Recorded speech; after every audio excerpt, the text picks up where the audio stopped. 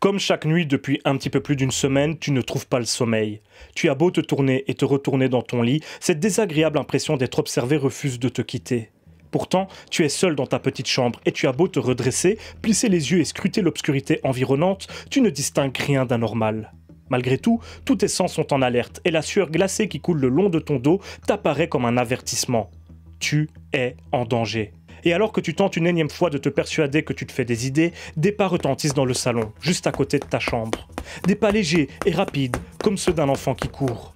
Naturellement, personne n'est censé se trouver dans ton appartement à part toi, et encore moins un gamin. Et cette fois, tu ne fais plus le moindre effort pour tenter d'empêcher la terreur de s'emparer de toi. Tu te lèves sans grande conviction, et, d'un pas mal assuré, t'approches de la porte qui mène au salon. Alors que tu tends une main tremblante vers la poignée, les pas retentissent de plus belle, suivis de près par la chute d'un objet. Il n'y a plus aucun doute, tu n'es pas seul chez toi. Poussé par l'adrénaline, tu ouvres la porte d'un mouvement brusque et repères rapidement la lampe qui est tombée, poussée par une présence inconnue. Mais ton regard est surtout attiré par les traces de pieds présentes partout sur le sol, comme si l'intrus avait préalablement marché dans l'eau. De plus en plus angoissé, tu avances avec prudence dans la pièce et tentes de repousser les pensées de plus en plus irrationnelles qui t'assaillent. Qui est cet enfant? D'où vient-il? Comment est-il entré? Mais la présence d'une petite silhouette dans un coin du salon arrête net toutes ces réflexions. Un enfant semble accroupi, les mains sur les genoux. Tu ne distingues pas ses traits dans la pénombre, mais tu as l'étrange impression que l'enfant est nu. Alors que tu t'approches avec précaution de lui, tout à coup, il lève la tête vers toi et ouvre grand la bouche. Mais au lieu d'entendre sa voix ou un cri de bambin ordinaire, c'est un miaulement terrifiant de chat qui retentit, tellement fort que tu te plaques les mains sur les oreilles avant de reculer de plusieurs pas. Complètement paniqué, tu ne penses plus qu'à une seule chose, sortir de l'appartement, prendre la fuite, t'éloigner le plus possible de cet enfant. Tu fais volte-face et t'apprêtes à courir vers la sortie, mais c'est là que tu la remarques. Au-dessus de la porte d'entrée, près de 3 mètres au-dessus du sol, l'ombre d'une femme te fait face, collée au mur. Une ombre, car tu ne distingues ni ses traits, ni ses vêtements, comme si elle n'était faite que d'obscurité. Puis, tout à coup, alors que tu es paralysé par la peur, 2 yeux apparaissent au milieu de son visage pour la rendre plus effrayante encore. Et tu sens 2 mains petites, mais incroyablement fortes, saisir ton visage et te tirer vers l'arrière. Et, tandis que l'enfant t'emporte vers un lieu inconnu, bien loin du monde que tu connaissais jusqu'ici, le seul son que tu entends et te rattache encore un tant soit peu à ton appartement, c'est cette espèce de raclement de gorge guttural et simplement terrifiant qui t'accompagne dans ta disparition. Tu n'aurais jamais dû visiter cette maison. Bonsoir, amis de l'horreur, et bienvenue dans cette nouvelle critique glauque.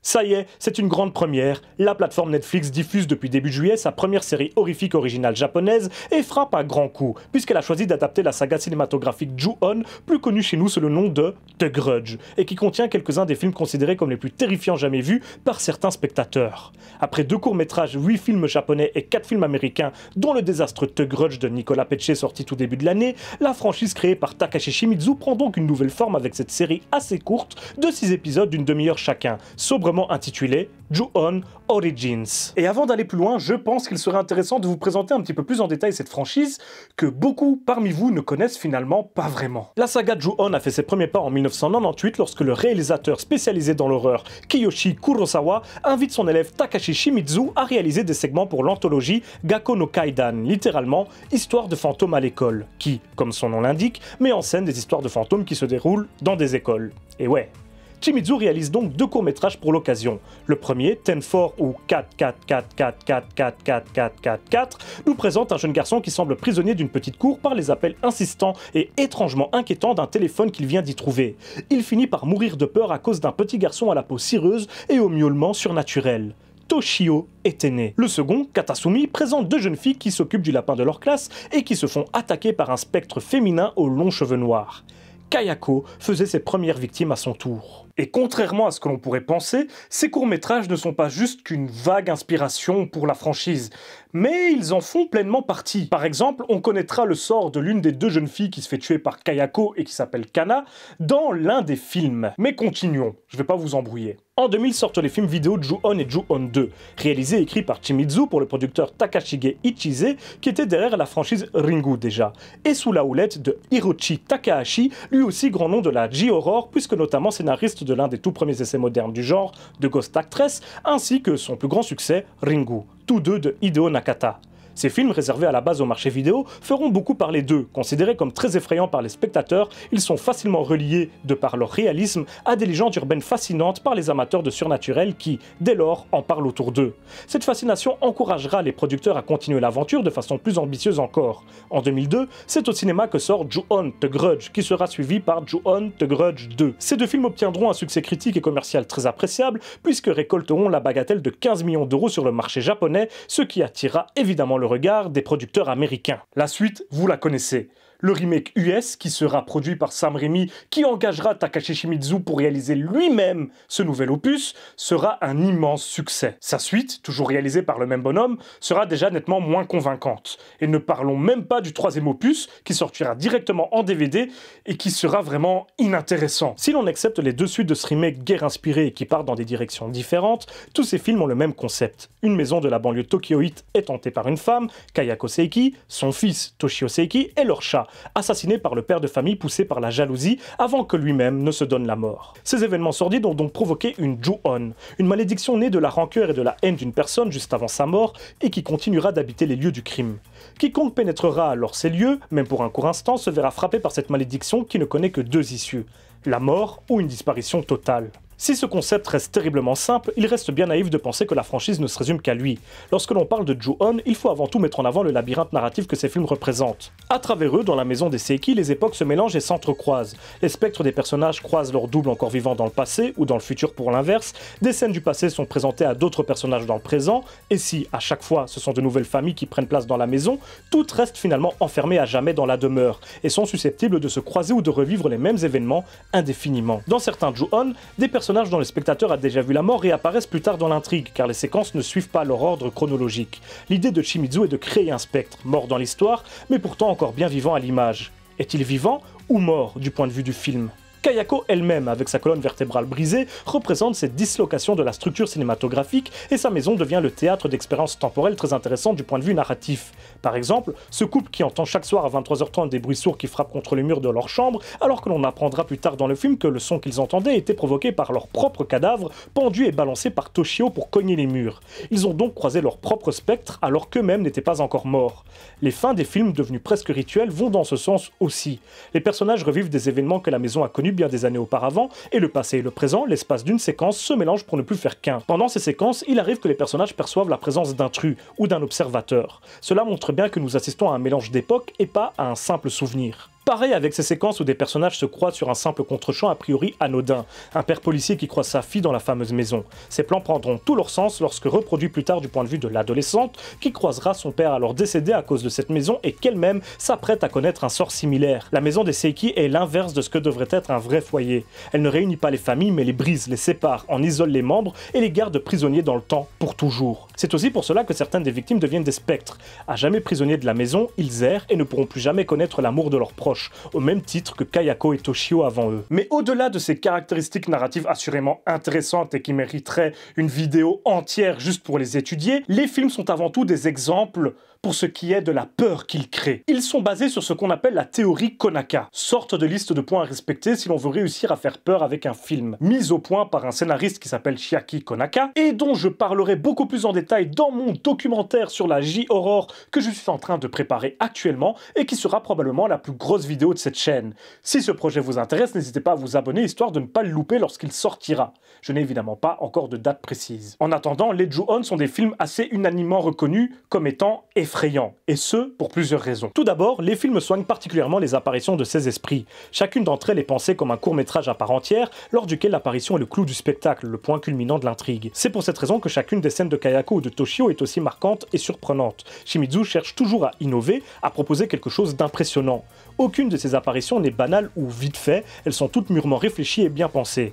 Par exemple, Shimizu utilise toute la grammaire cinématographique à sa disposition et n'hésite pas à adresser de nombreux clins d'œil aux classiques du Kaiden Eiga qu'il reprend pour les moderniser. Kayako est par exemple, au même titre que Sadako d'ailleurs, une descendante d'Oiwa, le fantôme légendaire du conte Yotsuya Kaidan. Celle-ci fut clouée sur une porte et il utilise cette porte comme support pour ses apparitions, ce que Kayako fait avec ses escaliers qui lui permettent à la fin de chaque film de faire une entrée en scène fracassante. Elle est morte sur ses marches et il réapparaît donc après sa mort comme Oiwa sur sa porte, et décors et personnages forment ensemble le spectre complet. Comme dit précédemment, Shimizu respecte à la lettre la théorie Konaka, et notamment l'un de ses points les plus connus. Pour provoquer la peur, le fantôme doit apparaître à des endroits ou dans des positions inhabituelles, voire impossibles en temps normal. Toshio, par exemple, était devenu un véritable maître dans l'art d'entrer en scène de façon spectaculaire, voire effrayante. Il apparaît à chaque étage d'un immeuble lors du passage d'un ascenseur, sous le volant d'une voiture, ses doigts sortent du crâne de ses victimes alors qu'elles sont sous la douche, etc. Au fur et à mesure des films, il se fera plus bondisseur et cartoonesque, mais à la base, ses apparitions étaient très sérieuse et leur étrangeté imposait le malaise, voire la peur. Kayako non plus n'est évidemment pas en reste. Elle apparaît sous la couverture d'une jeune fille cachée dans son lit, à l'intérieur du chemisier d'une victime, et revient même au monde en prenant la place du bébé d'une actrice possédée. De plus, elle aime prendre le contrôle de la technologie et apparaître à travers divers écrans. Caméras de surveillance, documentaires et même photocopieuses se verront possédées par le spectre, ce qui participe à la modernisation des histoires de fantômes classiques que Shimizu cherchait à faire avec ses films. À chacune de ces apparitions, les conséquences pour les victimes sont terrifiantes. La mort, bien sûr, parfois très violente, avec des personnages qui se font mutiler ou briser, la folie qui se transforme bien souvent en décès avec le temps, et enfin, peut-être la pire, en disparition pure et simple. Les personnages se volatilisent comme s'ils étaient emmenés dans un autre monde et on ne les retrouve plus jamais. Cela fait écho aux véritables disparitions au Japon, qui chaque année voit des centaines de ses citoyens s'évaporer sans que l'on retrouve leurs traces et qui sont un véritable problème sociétal. Dans Ju-On, on peut imaginer que les personnages disparaissent dans des différentes temporalités qui se croisent dans la maison des Saiki et qui ne reviennent jamais dans notre présent. Ils existent quelque part, à un endroit ou une époque qui nous est inaccessible. Ils sont en quelque sorte perdus dans cette maison, dont les recoins sont avant tout temporels. Après ces films, le Japon ne s'est évidemment pas arrêté là et nous a proposé d'autres suites. En 2009, nous avons eu un diptyque nommé Ju-On Girl in Black et Ju-On Old Lady in White qui ne mettent pas Kayako en scène mais deux autres fantômes issus d'une malédiction du même genre. Après un semi-échec commercial, Kayako et Toshio reviendront dans Ju-On The Beginning of the End de Hoshiai en 2014 qui était une sorte de remake des histoires les plus connues des deux spectres et qui devait relancer la franchise. Il aura une suite avec Ju-On The Final qui achèvera cette tentative un petit peu désespérée de retrouver le succès. Plus tard, après un poisson d'avril, sort le crossover Sadako vs Kayako, où le spectre de Ju-On affronte sa plus grande rivale, l'antagoniste de la saga Ringu. Et enfin, les Américains tenteront de puiser encore un petit peu dans cette franchise avec le sobrement intitulé The Grudge sorti au début de l'année 2020 et qui sera ni plus ni moins qu'une catastrophe. Et dont j'ai fait une critique sur la chaîne que je vous conseille d'aller voir, évidemment. Heureusement, la saga a décidé de ne pas s'arrêter sur ce terrible échec, et nous avons donc droit à cette série Ju-On Origins, dont je vais enfin pouvoir commencer à vous parler. Ju-On Origins est donc une série relativement courte de 6 épisodes d'une demi-heure chacun, ce qui est un drôle de format, surtout pour Netflix. Elle nous raconte l'histoire d'une maison de la banlieue de Tokyo frappée par une malédiction qui touche tous ceux qui ont le malheur d'y entrer, et nous allons donc suivre toute une flopée de personnages qui ont un lien de près ou de loin avec cette sombre bâtisse. L'intrigue se tient sur plusieurs décennies, commence dans les années 50 avec un fait divers sordide qui est à l'origine de la malédiction et se termine à l'orée des années 2000, ce qui permet, à nouveau, des croisements entre époques et une structure narrative particulière, mais nous allons y revenir. Shimizu ayant depuis bien longtemps laissé les rênes de la franchise qu'il avait initiée, c'est au jeune et prometteur réalisateur Sho Miyake qu'est confiée la série, et c'est plutôt une bonne chose. Avec And Your Bird Can Sing, il signait un drame très touchant, aux personnages bien écrits, aux antipodes d'un film d'horreur. C'était un revirement à la fois étonnant et bien pensé, car Miyake pouvait potentiellement ajouter cette petite touche de sensibilité à l'épouvante à la fois sobre et violente des Ju-On, ainsi qu'ajouter de la profondeur à ses personnages. Mais si Miyake était un nouveau venu dans l'univers des Ju-On, ce n'était pas le cas des vrais instigateurs de cette série, de noms déjà cités dans cette vidéo. Takashige Ichise et Hiroshi Takahashi, qui ont tous deux travaillé sur absolument tous les épisodes de la saga, sont bien derrière ce projet, autant à la production qu'à l'écriture. Le seul qu'il manquait pour reformer le triangle magique était évidemment Shimizu, mais on retrouvait tout de même deux des cerveaux responsables du succès de Kayako et de Toshio. Et en parlant des Seiki, vous remarquerez que je n'ai pas encore cité leur nom en vous parlant de la série, tout simplement parce qu'ils n'y apparaissent pas du tout. Bon, on a tout de même une petite référence au bruit que Kayako fait avec sa gorge à un moment, mais c'est juste un clin d'œil, on n'a rien d'autre. Et pourtant, elle se nomme Ju-On Origins. Rassurez-vous, ce n'est pas un titre mensonger, mais la logique est ailleurs. Dès les premières secondes, la série se présente comme inspirée de faits réels et qui auraient eux-mêmes inspiré les films de la franchise Ju-On. Donc, cette introduction désamorce immédiatement les films en les présentant comme de la fiction, alors qu'elle-même prétend raconter la réalité, comme si son intrigue se déroulait dans notre monde. C'est en ça que la série raconte astucieusement les origines de Ju-On, en proposant une histoire qui aurait inspiré la saga cinématographique, ce qui permet à la fois de raconter une histoire inédite pour la première fois depuis longtemps, et de la rendre instantanément plus réaliste, de lui redonner la possibilité de faire peur.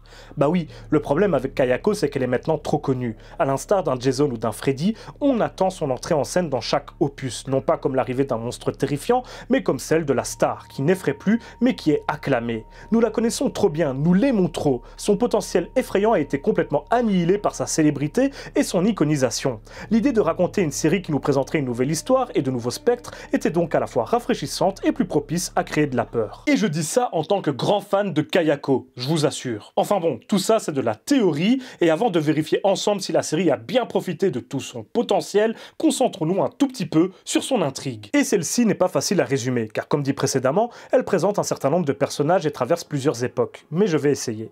L'intrigue commence en 1988 avec Haruka Honjo, une jeune femme qui entend des bruits de pas la nuit dans son appartement, ce qui intéresse particulièrement Yasuo Odajima, un chercheur en paranormal. Il s'avère bientôt que le copain de la jeune femme avait visité la fameuse maison et que c'est lui qui a donc attiré la sombre malédiction sur son couple. En parallèle, nous suivons la lycéenne Kiyomi Kawai, qui vient d'arriver dans sa nouvelle école et qui se fera entraîner par des camarades dans l'effrayante demeure. Là-bas, elle tombera dans un piège orchestré par des étudiantes de sa classe et se fera violer.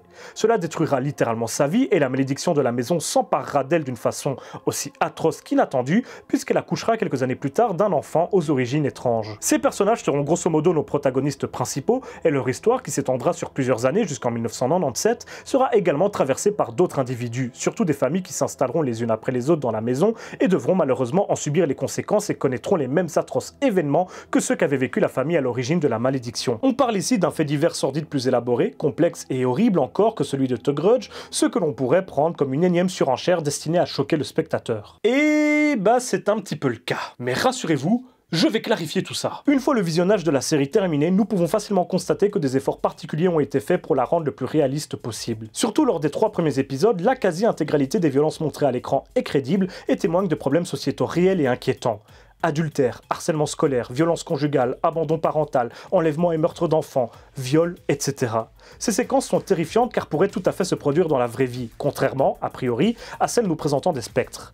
Cela ne veut pas dire que le surnaturel n'est pas présent, et d'ailleurs, celui-ci monte crescendo au fur et à mesure que la série avance, mais il y a une vraie volonté de nous montrer qui sont les vrais méchants, les humains et non pas les spectres. De plus, à chaque fois que la série entre dans une nouvelle année, on nous resitue dans un contexte historique et sociétal grâce à des images de journal télévisé, et les événements cités sont toujours aussi atroces que terrifiants, mais surtout réels. À nouveau, la réalité dépasse la fiction, et ces crimes sordides ou ces accidents sont à la fois, selon la logique de la série, potentiellement eux-mêmes à l'origine de malédictions, mais surtout, selon des critères plus crédibles, sont la véritable horreur. Cela nous rappelle également que ce à quoi nous assistons est faux, n'est que de la fiction, du divertissement. Mais bien sûr, l'un des autres effets recherchés est de créer du contexte et du réalisme. Les apparitions de spectres sont dans leur majorité bien moins impressionnantes que celles des films, sont plus sobres et rapides, l'accent étant avant tout mis sur les violences subies et perpétrées par des personnages humains et réels, qu'ils soient sous l'influence ou non de la maison.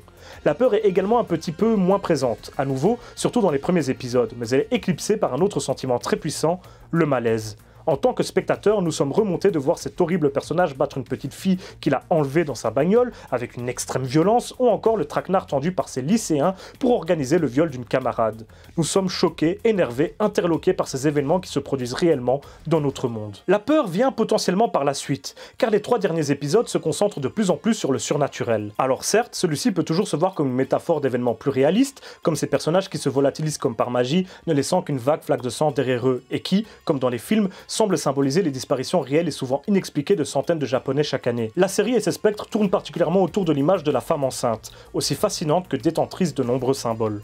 Tout d'abord, du point de vue cinématographique aussi bien que littéraire, la femme enceinte est bien souvent une métaphore de la création.